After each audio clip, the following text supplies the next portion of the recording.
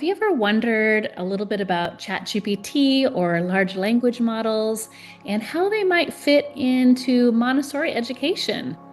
Hello, my name is Letty Rising. I am going to be teaching at the colloquium. My session title is Using AI to Elevate Your Montessori Practice.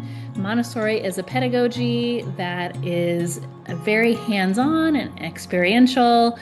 And you might be a little bit nervous or scared of this AI thing that has all of a sudden taken us by storm. But I assure you, there are so many amazing and wonderful ways that you as an educator can use artificial intelligence, particularly ChatGPT, and in ways that are going to collapse time for you and free up your time so that you have more opportunities to be with your students.